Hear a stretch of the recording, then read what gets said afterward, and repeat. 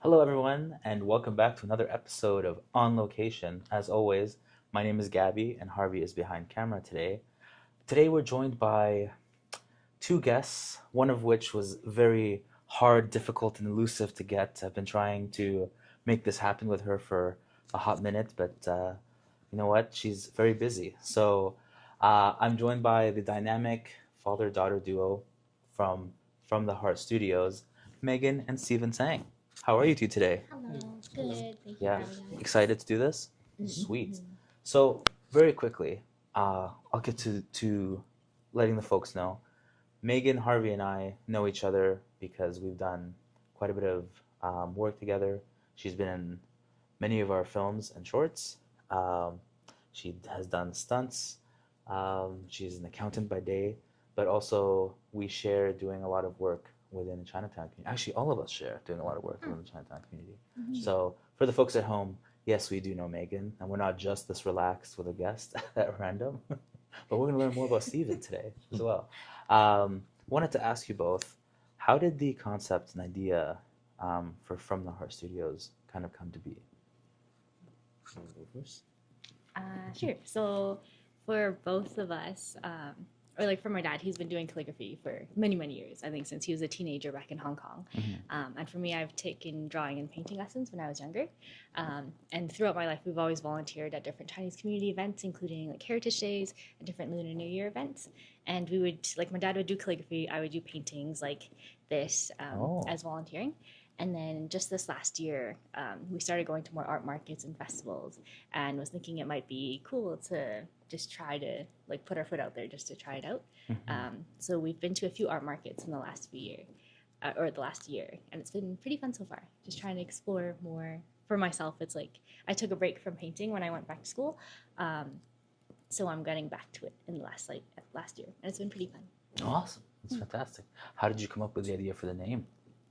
Well, actually, the name From the Heart, if you translate it into Chinese, is actually two different character. Oh. Is From is where is it coming from, and then the other one is heart, and these two character is Yao and then some. Both characters is each character is a name of one of my children. So Megan's name is in Chinese is has the word some in there, and then my son's name Michael's his name has the word of Yao in there. So when you translate that name From the Heart in Chinese, it'll be Yao Sam studio. It's she says. So that's where it come in. In fact, in our studio there is a stained glass that actually made with both of the names on it, and with both name in Chinese obviously on it. So that's where the names come from. But and it's a good meaning too, because it's basically said it. The artwork that we do is from our heart, kind of thing. So that's where the names come in. Oh. My Chinese name is Zhang Man Sam in Cantonese, and then Zheng Wen Xin in Mandarin. You said that like Oh. it added something No, to it. you know why? Because I continually, anytime I'm not very pleased with someone, I will always say, "Come on, Hong Wei, what's going on?" And that is someone's, you know. So now I know when I'm unhappy with you, that's what I'm going to say. And what is your Chinese name? Sorry. The Chinese name is Zhang Yousan, Oh. which it's a really is a character. It's not very easy to write. It's actually got a lot of stroke in there. So that's when I starting to give names for my children, I try to make those characters the simplest that I can. So if you see Megan's write her name is actually has a very little character, very little stroke in there, and same as Michael too. If his writes name, it says not too many stroke in there. Because I remember when we were little kids, when you got punished at school, is you have to copy your name like 1,000 times, kind of thing. Oh so my if your gosh. Chinese name has a lot of stroke, They're like, please, I'm sorry, can I do 500? Yeah. Like, that might not be an easier task to do. Whereas your Chinese name, if they have little stroke or not that many stroke, it's a lot faster to do it. And that kind of come back to the calligraphy part of too. You know, when you do Chinese characters, it's always comprised with a lot of stroke in characters. and it is really important, especially for beginners, to actually write the stroke properly. There is proper way to write it, and there's also not proper way to write it. People who were trained in doing calligraphy, in fact, they would know right away as soon as they see someone writing the names or characters, they would know whether this person has been trained. The first stroke that you normally learn is the stroke that go across the horizontal stroke. Okay. If you look at this stroke, first of all, they're not straight. Like, even though people said that, Chinese character is always like a square, but in fact it's not. You can see that stroke is slightly have an intention to go towards the right hand side, Okay. upward. And you also see the stroke there. There is a bigger beginnings at the beginnings, and then there are also a bigger end at the end. So people or little kids, if they weren't trained to do this, they would just, if you call them to write horizontal stroke, all they do just do a stroke. Right?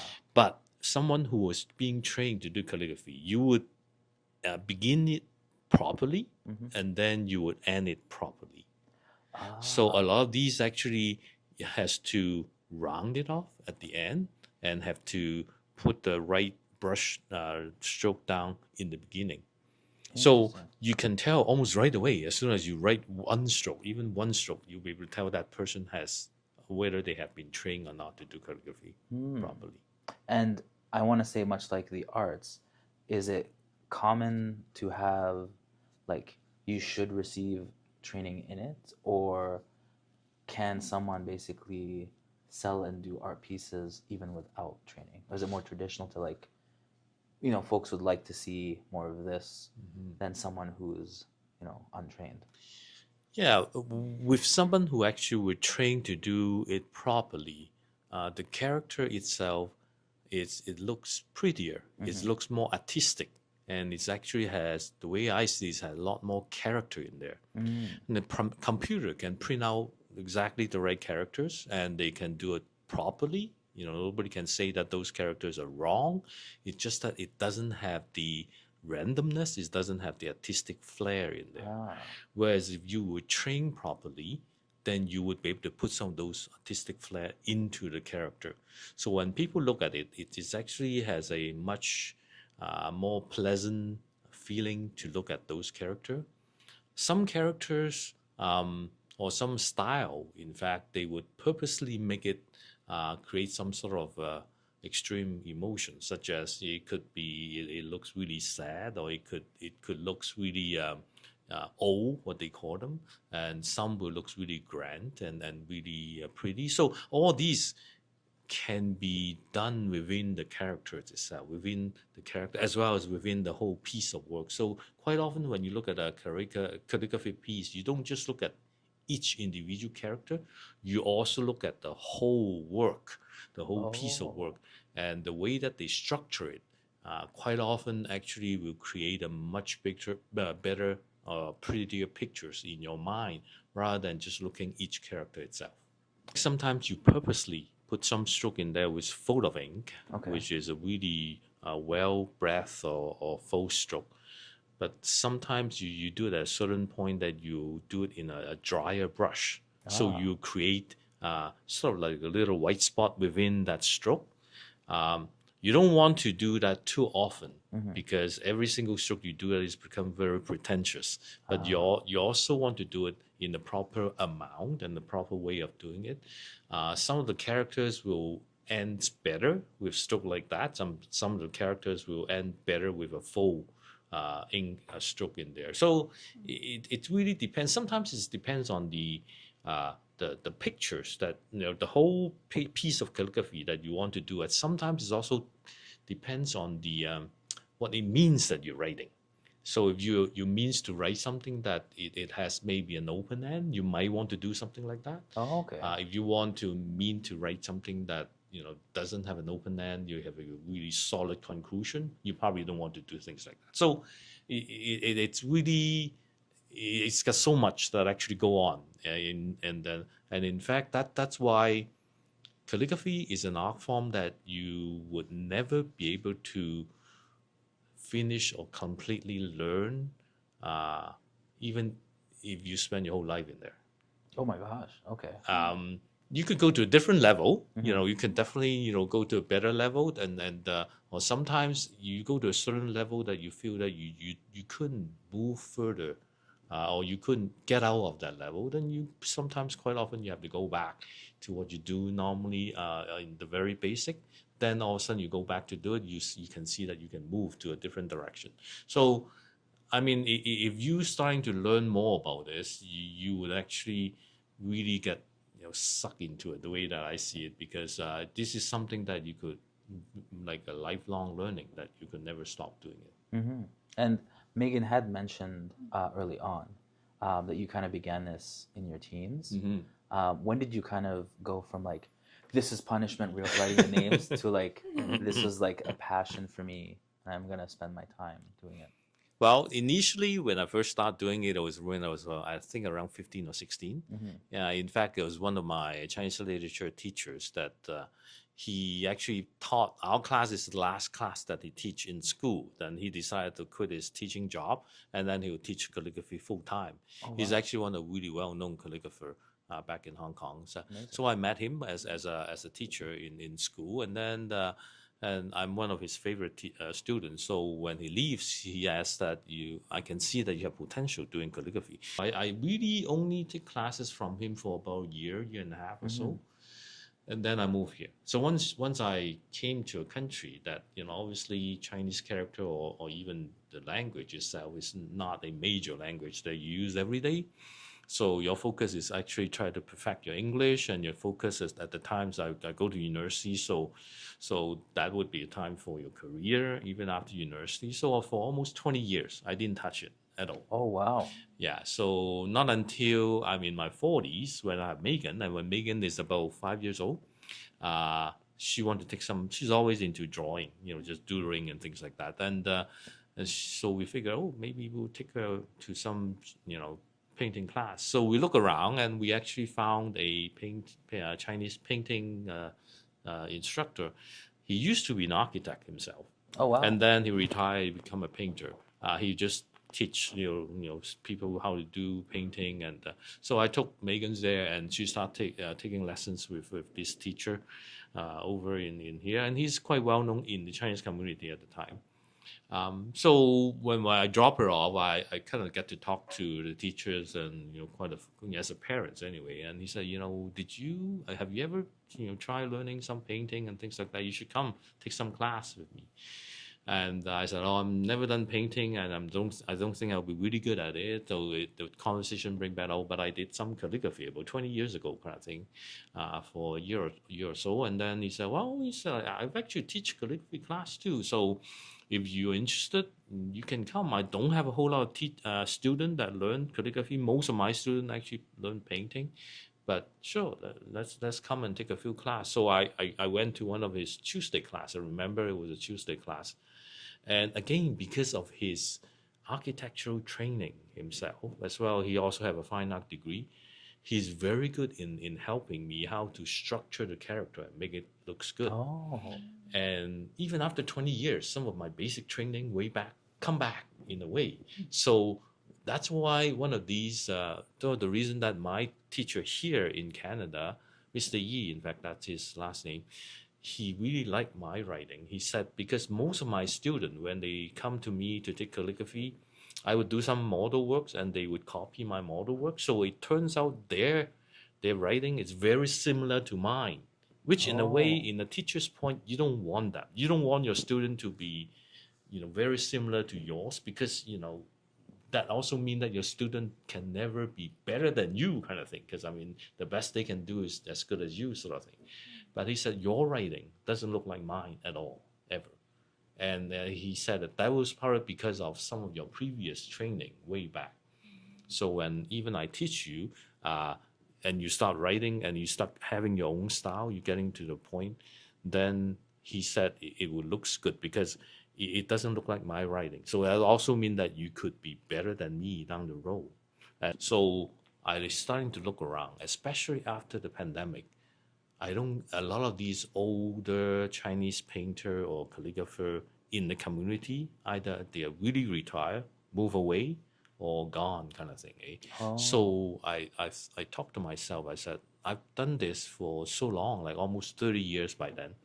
And I've volunteered teaching it in a few different schools, in Megan's school and in Michael's school when they were in the Chinese bilingual program. And I've actually do a lot of volunteer work, writing calligraphy in various different events and festival and things like that.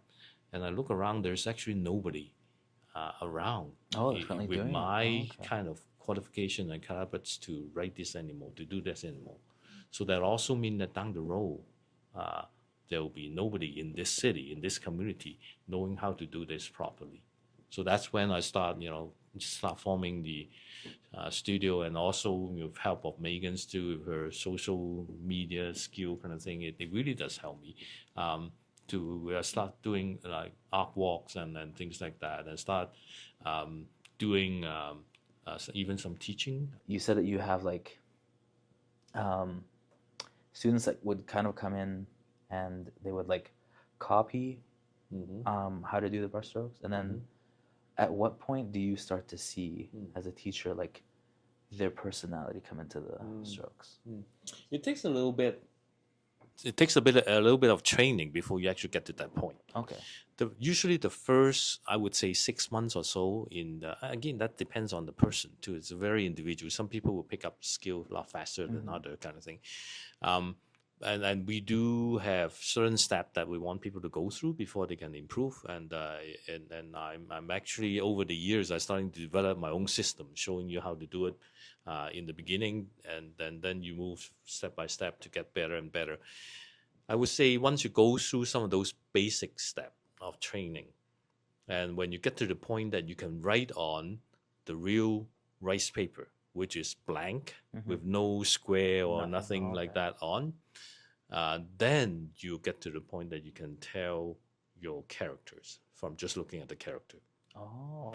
Yeah. All this initially, you still have to copy whatever some of the classic, basic works that was being done over the years, and there's so many of them.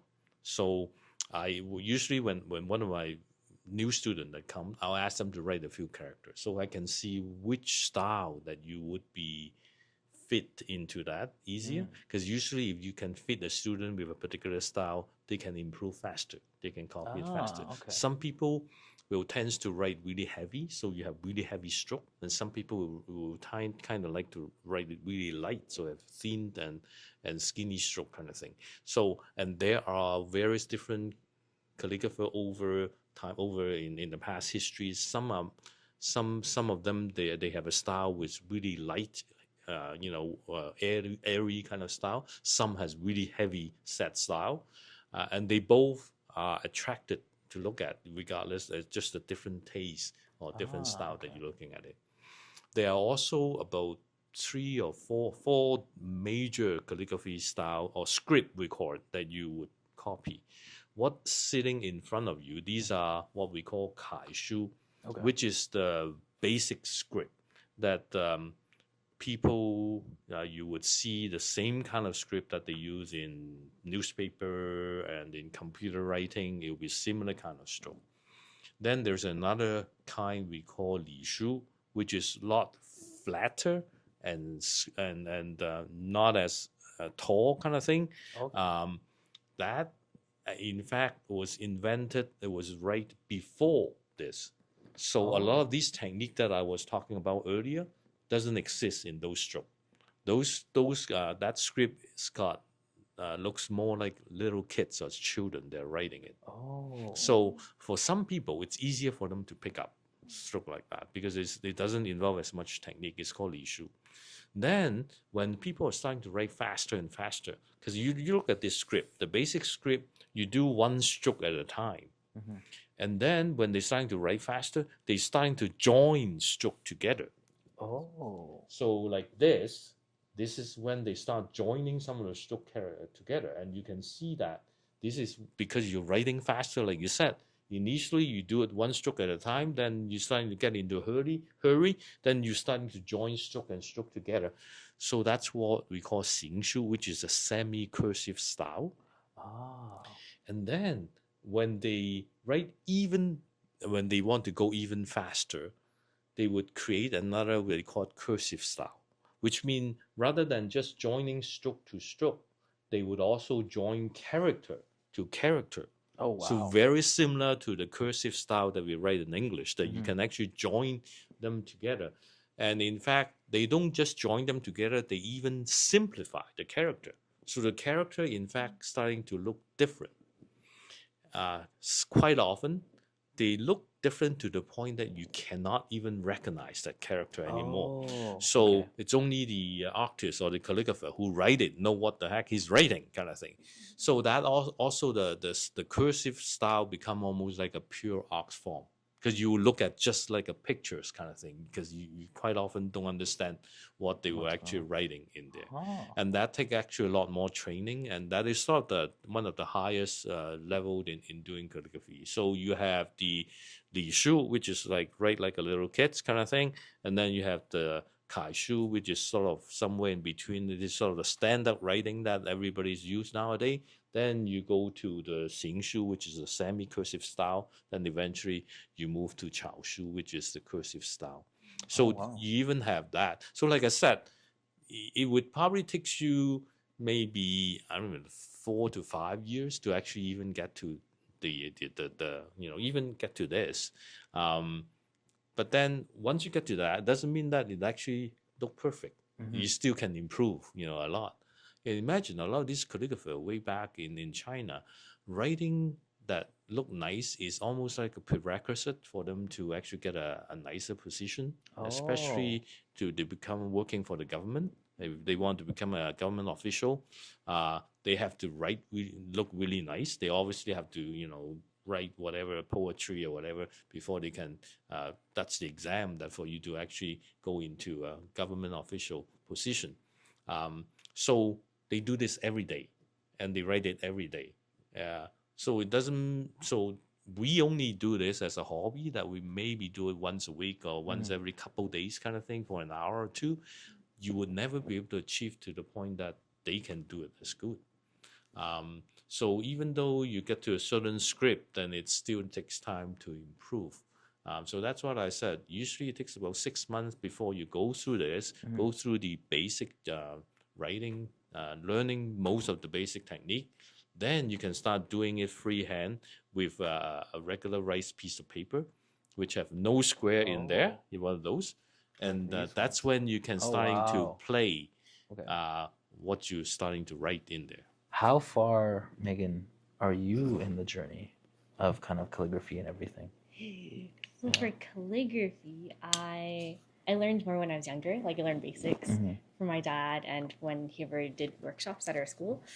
And then I started liking like painting more, because growing up I always loved animals. I loved Pokemon, cartoons. So then I started doing more of that. And I have yet to come back to calligraphy. But I feel like eventually I should at least like gain back the basics, enough to write my name nicely, write like some characters.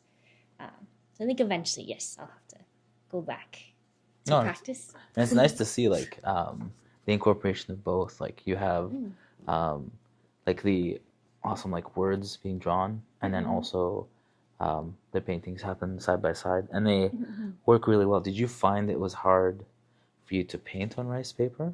I know that calligraphying on it is preferred, but was it harder for you to paint on it? So as I learned it, I always practiced on rice paper, like when I was taking classes. So you just have to get used to how it is, because for rice paper, like my dad said, like when you're writing and when you're painting, it depends on, or like the amount of ink and the amount of water on your brush is really important. So you can actually see here, like the ones that are fully dark. Should I flip it around? Yeah. Fine, Harvey. So like the eyeballs and the outlines, that was pure ink. So I made sure to have not very much water on my brush so that it could stay that dark. But then all the gray parts, that's all ink mixed with water. Okay. So usually on my tray, I'll have different dilutions of ink. So I'll have a lighter one, a slightly darker one, and that's just different levels of ink in it. Okay. So this one was just one level. And you can see here, it's a little fuzzier. That means I had more water on my brush. Oh, so that's because it has spread on the rice paper. So there's a lot of trial and error, especially when I'm drawing something new, because She actually sometimes wanted that for the cat effect, so it looks, so it looks cute and That's like right. fluffy. That's right. This is an artistic choice. That's Yes, yeah. it wasn't by mistake. That's right. That's right. We don't know about that. For the Yeah. record. But there's a lot of trial and error in just to like seeing how fluffy I want things or how light or how dark. I noticed that this one down here is Mhm. it's the same cat, but it's a different. Yeah, it's a little different. This one is more outlined, so I used more of just the pure black ink, and then just slightly lighter ones for the shading inside. I'd say this one is a more traditional take on painting, or like Chinese painting, because one type of Chinese painting is using like minimal strokes, and that's what I like doing in my paintings, is having the minimalistic style. So that's why there's a lot of white space as well. This one is a bit more, I guess, like a bit more of a modern touch. Yeah, it's a Modern take on it, using some Chinese painting techniques. This is a really good example with two mouse, because you can tell that the mouse itself, there's different level of dilution on the ink. Some are a lot lighter and some are actually darker. So you look, the ears obviously a darker shade of ink in there, whereas the main body itself is again is slightly lighter, and then the fuzzy part on the very end at the circle, it's actually really light. And then you have some solid ink stroke in the tail, as well as some of those in there. So all these are really typical Chinese painting technique, and you can only get effects like that when you're done on rice paper. And you can't do it on normal water painting paper. You won't be able to get effects like this. So that is a typical part. And Megan's paintings is very she's kind of modeling a very well-known ancient Chinese painter called Ba Dai San Ren. And you look at some of his painting nowadays in the museum. It's a huge white paint, nothing in there other than just a tiny little bird in there. And the bird has really angry expression in the bird. And he was well known for that. And he was really well known in having tons of white space in his painting, with just one or two little either animals or fish, or sometimes it's a bird, sometimes it's a cat, or things like that in there. So in fact, there are certain style of Chinese painting that are like that. The white space in a lot of these Chinese painting actually has a really calming effect for people. And same as calligraphy too. Quite often when you do a calligraphy, you want to leave enough white space in there, because the white space does give you a lot of calming effect. Majority of most of the Chinese painting that you look at, whether in museums or nowadays, if you're using a traditional style of Chinese painting, they usually have a really soft undertone. They don't usually use really bright color, and because it doesn't come right at you. So most of them it does have quite a bit of calming effect in there. So that's a typical style. I mean, some people will like it, some people will not like it. So I mean, it depends on what you're looking at. What we find that when we go to art walk, then in the past a year or so, that we actually been to three or four different art walk. It's quite often what we find it so unique and proud is we seems to be the only one that actually have that kind of painting, the style, because most of the other Western style of painting has very bright color, which go right at you, and there's nothing wrong with that. It's just a different style, and our style really stand out. So when we go to art walk like that, sure, it does take some time for people to get used to it, but if you like it, then you will really like it, because it does give you a really calming kind of effect. No, it's I do have to say it is very interesting to see many of Megan's works here. Are pretty awesome. Like the ditto, especially there, is so simple, and yet, like just having the trail of the brush there, where like the ink is kind of running off the ditto, and even when you color inside, just the effects are just very pretty. And even the panda here that Harvey's My favorite. yeah. Like the panda one shows the different in like ink shades as well, and the ditto because I really liked Pokemon. Grew up playing Pokemon, and I wanted to try painting it in my own style. So I'm slowly working on like a few more that fit my own style. This one I liked because it has like influence from calligraphy strokes, like my dad was talking about, how it trails off at the end because your brush is a bit more dry. And I really like that. I have a few more too, but it always makes me laugh because I started doing a lot more of these for the more recent art walks and festivals. And then my dad, every single time, whenever I paint one, frame it up, put it in on display, my dad's like, people don't like this. Like you're only gonna sell to like the 10-year-olds and like 15-year-olds, and they don't have money. Yeah. And then That's right. That's who you want to target. Dad knows best. Yeah. no, but the people, it's people our age in their like 30s and 40s who like it for the nostalgia effect. And even if they don't buy it, like I think my favorite part at the events are when they flip through everything I have and they go through all 20 I have, and they're like, oh my gosh, it's Lugia, it's Ditto, it's Diglett. And I'm like, yeah, girl, you know it. See, I can't tell if Dad is more impressed that he was proven wrong or more upset. Any last? I wanted to see if there was a chance to quickly get Gabby to.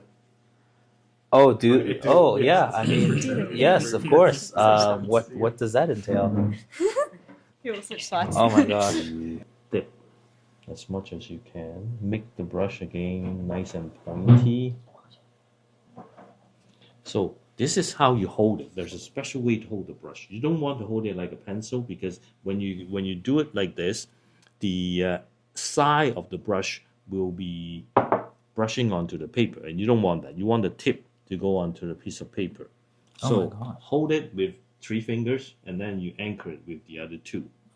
Okay, so I'll do it on one end of the paper, and you do it on the other end. This one is mean number 1, so E or yap. You come down, go to the side, lift it up a little bit, and then you push down again, and you round it off. So One stroke. Point out your brush first. Yeah, make it nice Make and it pointy. Just yeah. Yeah, there you go. okay, so then that's in there. Yeah, lift it up a little bit, not too much though. Keep going. Now at the end, you push it down. You round it. You make a little circle, semicircle over it. That looks Oh, impressive. pretty Amazing. Pretty No, good. thank you for the quick lesson. My gosh, that's very different than how I thought it would be. This is one of Oh our my collab gosh, that's so pieces. beautiful. Our first ever collab piece. That was for the McMullen Art Gallery, called What We Carry Taoranjie, about Chinatown. So it's Longjing Fumang.